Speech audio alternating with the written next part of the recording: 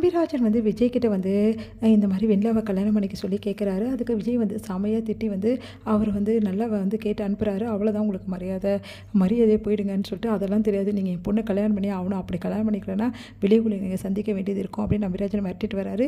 இதனால் தாத்தா பாட்டி கவலை அடைகிறாங்க. இந்த சூழ்நிலையில் இங்கே வந்து நம்பிராஜன் வந்து எல்லா விஷயத்தையும் சொல்கிறாரு.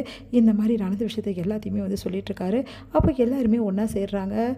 பசுபதி அப்புறம் அவங்க கும்பல் எல்லாருமே ஒன்றா சேர்றாங்க. அப்போ வந்து சொல்லிகிட்ருக்காங்க, சரி விஜய் இப்போ வந்து கல்யாணம் பண்ணிக்க மாட்டேன்னு சொல்கிறாரு, இப்போ கல்யாணம் நடக்குமா நடக்காதப்பா அப்படின்னு சொல்லிட்டு கேட்டுட்ருக்காங்க ராகினி. அதை பார்த்துட்டு வந்து கண்டிப்பாக நடக்குமா, நான் நடத்தி வைப்பேன், விஜய் எப்படி வழிகொள்ளணும்னு எனக்கு தெரியும், இங்கே பாரு வெண்ணிலா உன்கிட்ட தான் எல்லாமே இருக்குது, விஜய் எப்படியாவது வர வச்சா போதும், அதுக்கப்புறம் பேசி நாங்கள் கல்யாணம் பண்ணி வைக்கிறோன்னு நான் கண்டிப்பாக வர வச்சிருவேன் விஜயை, என் மேலே நம்பிக்கை வைங்க, விஜய்க்கு என் மேலே எப்போவுமே வந்து தனி அக்கறை இருக்குது, அதனால் நான் விஜய்கிட்ட எப்படியாவது பேசி வர வச்சிடறேன் கோயிலுக்கு, அதுக்கப்புறம் எனக்கும் விஜய்க்கும் கல்யாணம் பண்ணிக்க வேண்டியது உங்களோட பொறுப்பு அங்கிள் அப்படின்னு கண்டிப்பாக நான் செய்கிறேம்மா அப்படின்றாங்க. மீடியாக்காரங்களுக்கெல்லாம் சொல்லியாச்சு, நீ கவலைப்படாத பார்த்துக்கலாம் அப்படின்னு சொல்லிட்டு சொல்லிட்டுருக்காரு அவங்க பொண்ணுக்கிட்ட. அங்கே வந்து நிவினும் குமரனும் வராங்க. குமரன் வந்து சரி முக்கியமான ஒரு ஃபோன் வருது, இரு நான் பேசிட்டு வரேன் நிவின், நீ போயிட்டு அப்படின்றாரு.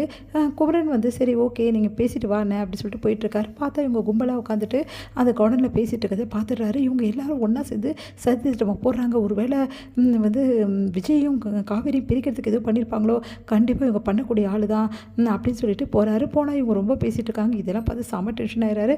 உடனே வந்து போய் கேட்குறாரு, உங்களுக்குலாம் வந்து கொஞ்சம் கூட அறிவிடுறதே கிடையாதா, நீங்கள்லாம் ஒரு மனுஷங்களா அப்படி சொல்லிட்டு கேட்குறாரு. இவர் யார் அப்படி சொல்லிட்டு அப்படியே பார்க்குறாரு நம்பிராஜன். இவரா, இவன் யாருன்னு உனக்கு தெரியுமா, எல்லாம் என் தங்கச்சி பையன்தான், என் தங்கச்சி மாவன் இப்படி உருப்படாமல் போயிட்டான் அவங்க கூட சேர்ந்து அப்படின்னு சொல்லிட்டு சொல்கிறாங்க. இவனுக்கும் மிரட்டி தான் அந்த விஜய் கல்யாணம் பண்ணி வச்சான், ஆனால் இருந்தாலும் இப்போவும் அந்த காவேரி குடும்பத்துக்கு நல்லது செய்வேன் அப்படின்னு சொல்லிட்டு சுற்றிட்டு இருக்கான் அப்படின்னு.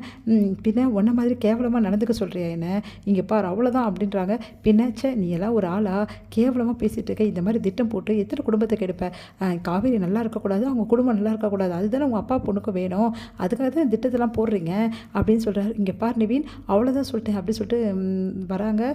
உடனே வந்து செம்ம டென்ஷன் ஆகிறாரு. சரி ராகினி வாய் மூடு, ஒன்றுனா பேசாத, நீ எல்லாம் ஒரு பொண்ணே கிடையாது அப்படின்றாரு. அடுத்து வந்து இங்கே பாருப்பா, நீ தேவையில்லாமல் வந்து பேசிகிட்டு இருக்க, எங்கள் விஷயத்தை தலையில் நீ யார்ப்பா அப்படின்னோடனே, முதல்ல நீங்கள் யாருன்னு தெரியுமா, தேவையில்லாமல் எதுக்காக வந்து காவேரியை தொல்லை பண்ணுறீங்க, காவேரி விஜயும் நல்லா வாழணும்னு நினைக்கிறாங்க, அவங்க ரெண்டு பேரும் விரும்புகிறாங்க, சந்தோஷமாக வாழ்ந்துட்டு போகிறாங்க, உங்களுக்கு என்னங்க வந்தது, ஏமா உனக்கெல்லாம் வந்து கொஞ்சம் கூட மனசாட்சி இருக்கா அப்படின்னு வெண்ணிலா பார்த்து கேட்குறாரு. வெண்ணிலா அதிர்ச்சி அடைகிறாங்க. உடனே வந்து கொஞ்சமாவது இருக்கா, உன்னை எப்படிலாம் பார்த்தாரு தெரியுமா விஜய், அந்தளவு பார்த்துக்கல ஒரு மனுஷனை இப்படி கஷ்டப்படுத்துறியே, காதலில் என்னென்னு உனக்கு தெரியுமா, அடுத்தவங்கள கஷ்டப்படுத்தி வாழ்கிறது காதல் கிடையாது, இந்த ராகினி பண்ணா பாரு அந்த மாதிரி நீயும் பண்ணிட்டு இருக்க, பின்ன இவ கூட சேர்றல அப்படி தான் இருப்ப நீ அப்படின்றாரு. அது கேட்டுட்டு வந்து சமயம் என்ன டென்ஷன் ஆகிறாங்க. இங்கே பாருங்கள் நீங்கள் தேவையெல்லாம் பேசுகிறீங்க, நான் ஒன்றும் தேவையில்லாத பேசுகிறேம்மா, தேவையானதான் பேசிகிட்டு இருக்கேன், விஜய் உன்னை பற்றிலாம் எப்படிலாம் எங்ககிட்டலாம் பேசியிருக்காரு தெரியுமா, அவ்வளோ பேசியிருக்காருமா, நீங்கள் எப்படிப்பட்டவங்க, எவ்வளோ சாஃப்டானவங்க, எப்படிலாம் வந்து இருந்தீங்க அவர் கூட அப்படின்லாம் எவ்வளோ பேசியிருக்காரு, ஆனால் அதுக்கு நேர்மாறாக தானே நீங்கள் இருக்கீங்க, விஜய் உங்கள் மேலே எவ்வளோ நம்பிக்கை வச்சுருந்தாரு, இப்படி அவருக்கு துரோகம் பண்ண உங்களுக்குலாம் எப்படி மனசு வருது அப்படின்றாரு. அது கேட்டுட்டு வந்து வெளில செம்ம டென்ஷன் ஆகிறாங்க.